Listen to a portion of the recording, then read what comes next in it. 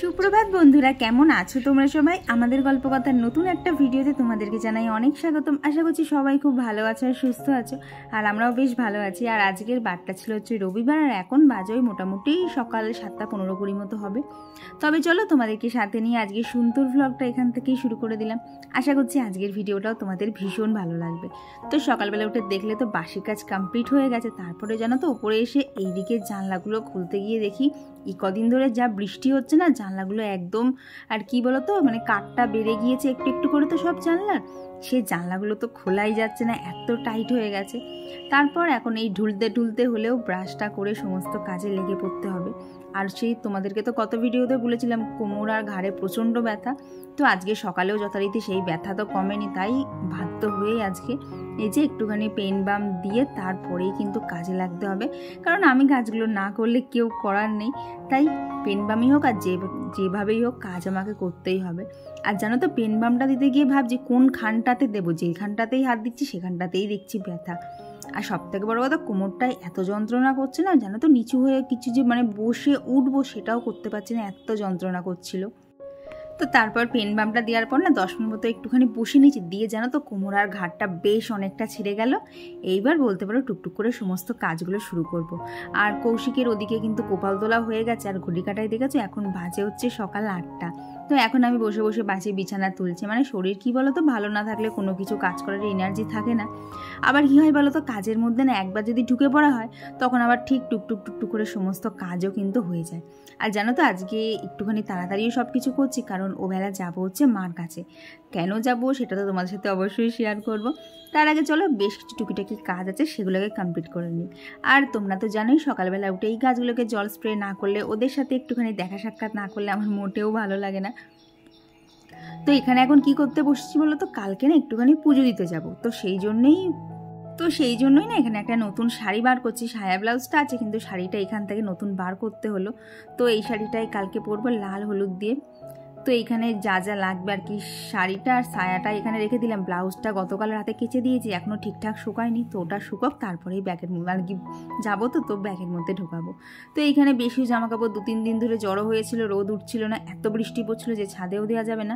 আর কি বলো তো, ছাদে তো প্যান্ডেল ছিল, দেওয়া তো যেতই না, তাই এগুলো একদম জড়ো হয়ে পড়েছিল।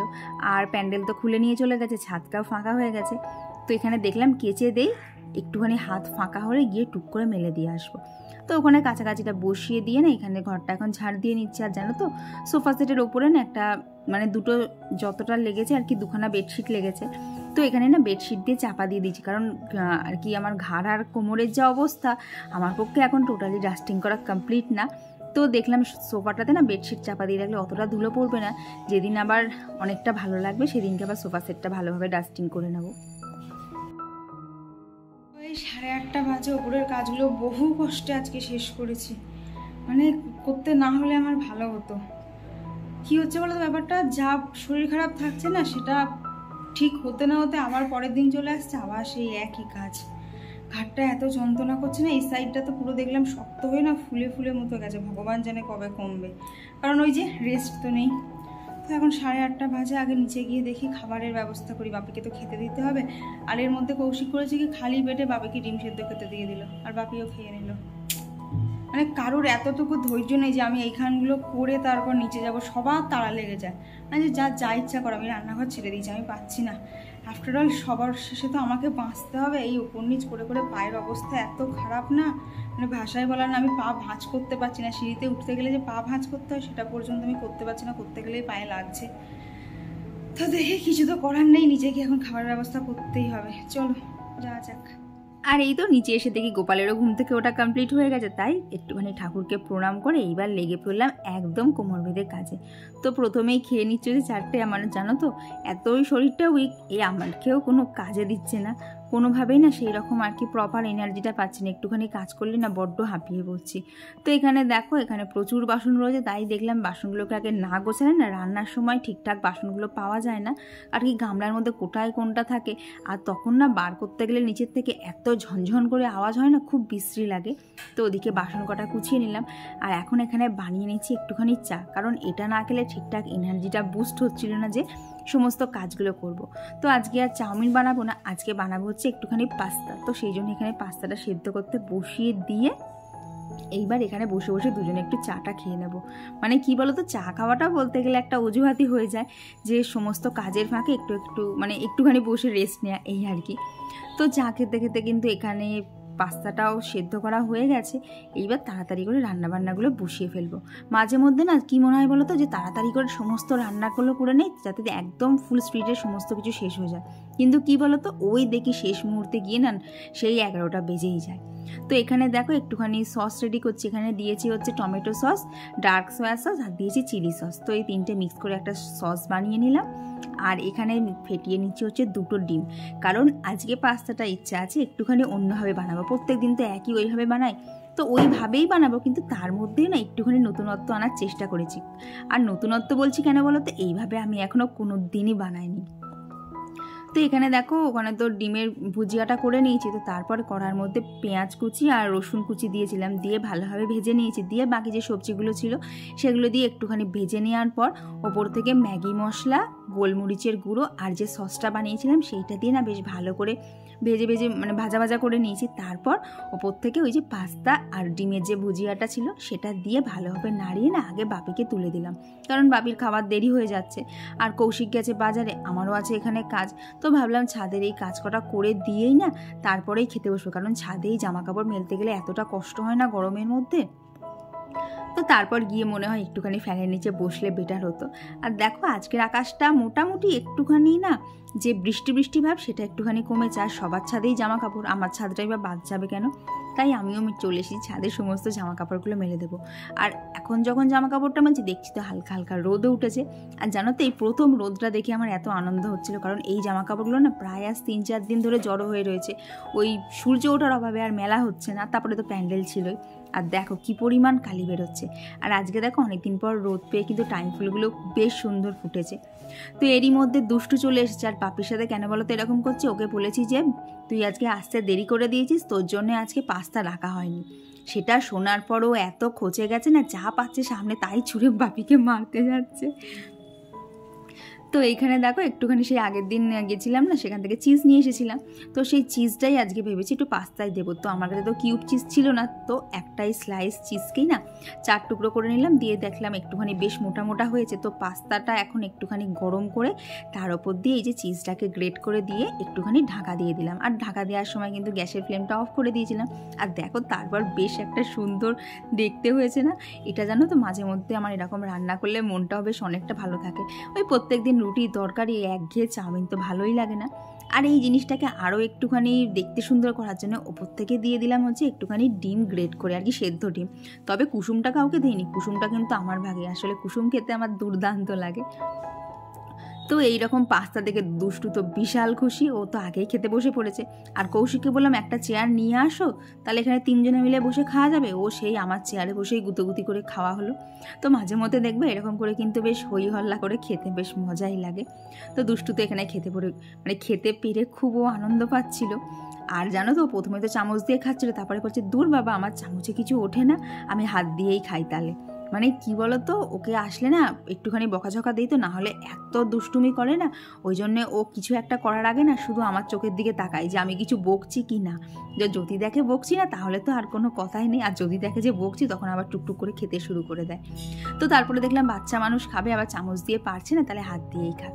আর এখানে দেখো কালো সর্ষে, পোস্ত, কাঁচা লঙ্কা আর টমেটো এই 4টাকে পেস্ট করে নিচ্ছি, কারণ আজকে রান্না করবো হচ্ছে ভোলা মাছের ঝাল। আর জানো তো কৌশিক এইবারের লঙ্কাগুলো এত ঝাল এনেছে না, মানে দাঁতে কামড় দেওয়া যাচ্ছে না, দিলেই একদম জ্বলে যাচ্ছে মুখ।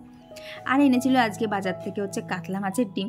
তো এই ডিমটা দিয়ে বড়া বানাবো, ওই বেসন, কাঁচা লঙ্কা, পেঁয়াজ এইসব দিয়েই। তো চলো এদিকে রান্নাবান্নাগুলো চলুক, আর সেই সাথে তোমাদের সাথে বেশ কিছু কমেন্ট শেয়ার করে নেই। তো আমার গত দিনের ভিডিওতে কমেন্ট করেছিল হচ্ছে মায়ের হেসেল থেকে, আর কমেন্ট করেছিল হচ্ছে লাভলি অর্পিতা দিভাই, পুষ্পা জয়স্তরী ব্লগ, বউ লাইফস্টাইল, পারভিন দিভাই, রাজিয়া খাতুন, জয়শ্রী বিশ্বাস, শ্রাবণী ব্যানার্জি দিভাই। আর কমেন্ট করেছিল হচ্ছে DN Sarkar official, Soma's daily blog, Lopamudra দিভাই, simply Dipa, Mita Roy, Eva's daily routine. আর দেখো এখানে কিন্তু এখন আমি মাছটা বসিয়ে দিচ্ছি। তো কী বলো তো, যখন মাছটা ভেজেছি তখন তো রিফাইন তেলে ভেজেছিলাম, তাই দেখলাম যতক্ষণ সর্ষে বাটা করছি একটুখানি সর্ষের তেল না দিলে কি চলে, তাই না একটুখানি সর্ষের তেলও অ্যাড করে দিয়েছিলাম। তো আর আমার গত দিনের ভিডিওতে কমেন্ট করেছিল যে সুরভি মণ্ডল, ঘোষ দিদিভাই, আগমনী পাল, কোয়েল সাহার, সম্পা দে, মৌমিতা, রিঙ্কি মল্লিক, সাভানা ব্লগস, ভিভ মিনু লাইফস্টাইল, আর কমেন্ট করেছিল হচ্ছে কাটোয়া থেকে সঙ্গীতা ভাস্কর দিভাই। তো দিভাই লিখেছে যে তুমি আমার নামটা ভিডিওতে নিয়েছো, আমি ভীষণ খুশি হয়েছি।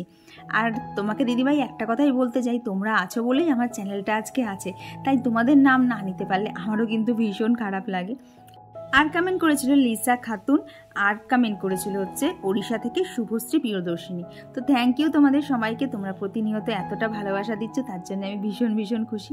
আর এরই মধ্যে কাজ কমপ্লিট করতে করতে কিন্তু প্রচণ্ড জোরে বৃষ্টি চলে এসেছে। আর জানো তো এই গাছগুলোর সামনে বসে বৃষ্টি দেখতে এতটাই একটা শান্তি লাগে না, সারাদিনের ক্লান্তি যেন এখানে এসেই আমার চলে যায়। তারপর দুপুরের পুজোটাও আজকে কৌশিকই দিয়ে দিয়েছিল। তারপর তিনজনে মিলে এখানে লাঞ্চটাও কমপ্লিট করে নিয়ে আমি চলে যাবো হচ্ছে সোজা উপরে, কারণ আমাকে এখন রেস্ট নিতেই হবে। খাওয়া কমপ্লিট করে ঘরে এলাম। এই যে সাথে আছে পেয়ারা, এত টেস্টি লাগছে না খেতে। তো জানো তো খাওয়া দাওয়ার পর আবার ছাদে গেছিলাম, মাঝে মধ্যে বৃষ্টি এসেছিলো, তারপরে দেখি রোদ উঠেছে, আর এখন বৃষ্টি সেরকম পড়ছে না। তো সেই জন্য ভাবলাম ছাদে জামা কাপড়টা দিয়ে আসি, যা শুকুক, নাহলে তো সেই ঘরের মধ্যে শুকলে ড্যাম্প পড়া গন্ধ হবে। তো এখন এই 3টে বাজে, খানিকক্ষণ একটু রেস্ট নেই, তারপরে বিকেলবেলা উঠে একটু বাইরে যাব, তারপর সন্ধ্যে জেলে যাবো আবার মার কাছে। চলো তারপর থেকে আর কী করছি সবই শেয়ার করবো। আর তোমাদের আজকের ভিডিওটা কেমন লাগছে অবশ্যই কিন্তু কমেন্টে জানিও। চলো এখন আমি এটা খেয়ে নিই, আর পরে দেখা হচ্ছে। আর এরপর তোমাদের সাথে দেখা হচ্ছে আবার সেই বিকেলবেলা। জানো তো বিকেলের দিকে বেশ গুড়গুড় করে মেঘ ডাকছিল, তো ছাদে যে জামা কাপড়গুলো স্নানের পর দিয়ে গেছিলাম সেগুলোকে না আগে তুলে নিলাম। বেশ দেখলাম অনেকটা শুকিয়ে গেছে, আবার কখন বৃষ্টি এসে সমস্তটাই ভিজে যাবে, তাই তাড়াতাড়ি আগে সমস্তটা তুলে নিয়েছি। আর জানো তো ছাদে আজকে খুব সুন্দর একটা হাওয়াও দিচ্ছিল, আর তারপরে এরকম কালো মেঘ করে এসেছিলো, তাই ছাদেও কিন্তু বেশ কিছুক্ষণ দাঁড়িয়ে নিয়েছিলাম। বেশ একটা অন্যরকম ফিলিংস হচ্ছিলো জানো।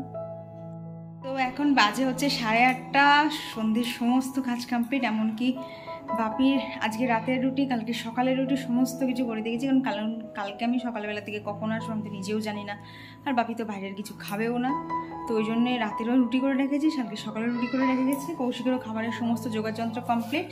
এই যে আমার ব্যাগও রেডি, সমস্ত জিনিসপত্র আর কি যা নেবো কালকে পুজো দিতে যাওয়া। তারপরে এর মধ্যে আছে একটা নতুন শাড়ি, যেটা তোমাদেরকে সকালে দেখালাম।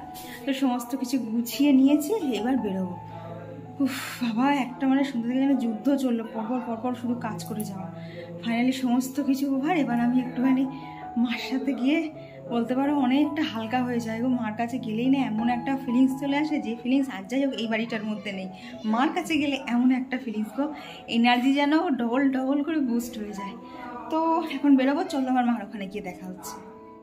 আর জানো তো আজকে আর বাড়ির থেকে বেরিয়ে সোজা মার ওখানে যায়নি, কারণ মা ছিল হচ্ছে বাজারে। আগামীকাল তো বললাম না পুজো দিতে যাবো, তো সেই জন্যই মা বাজারে ফল কিনতে এসেছিলো, তাই বাজারে এসেই মার সাথে জয়েন হয়ে গেলাম।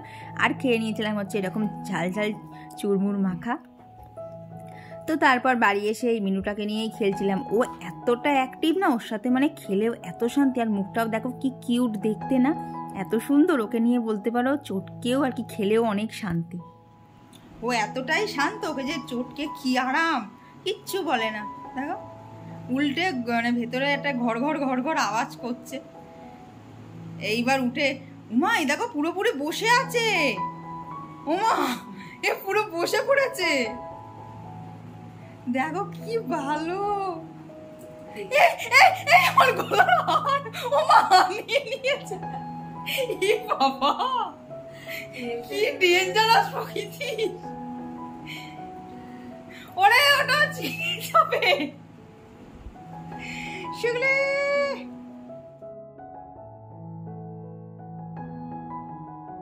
এখন বাজে হচ্ছে 11টা, মাঝখানে আর কোনো ভিডিও করিনি। তখন দেখলে না এই বাচ্চা বিড়ালটাকে নিয়ে খেলা করছিলাম, তারপরে মা তো উপরে পুজো দিতে গেল, দিয়ে মা এখানে রান্নাবান্না করছিলাম। আমি ওই ঘরে টানা অনেকক্ষণ ঘুমিয়েছি। ঘুমিয়ে তো মা খেতে ডাকছে, মানে মাকে বলছি মা আমাকে একটুখানি খাইয়ে দাও, আমার আর ভালোই লাগছে না খেতে। তখন মা বললো যে আয় তাহলে তিনজনে মিলে একসাথে বসে খাই। তো খাওয়া দাওয়া কমপ্লিট হলো, এখন শুয়ে পড়তে হবে, কারণ কালকে অনেক ভোর উঠতে হবে, কালকে বেরোতে হবে, স্নান টান করে পুজো দেওয়ার জন্য রেডি হয়ে বেরোবো। আর কোথায় যাচ্ছি সেটা চলো তাহলে নাই কালকেই শেয়ার করবো। আর আজকে তো আমার স্কিন কেয়ার দেখো, বাড়িতে এসে কিন্তু এমনি স্কিন চোখ মুখ এমনি গ্লো করছে, স্কিন কেয়ারের কোনো প্রয়োজন পড়বে না। তো চলো আজকে ভিডিওটা এখানেই রাখছি। ভিডিওটা ভালো লাগে থাকলে অবশ্যই লাইক করে দিও, আর কেমন লাগছে কমেন্ট বক্সে কিন্তু অবশ্যই জানিও। চলো আজকের জন্য গুড নাইটটা, দেখা হচ্ছে খুব তাড়াতাড়ি এবার পরবর্তী ভাগে। ততক্ষণ তোমরা সবাই খুব ভালো থেকো আর সুস্থ থেকো।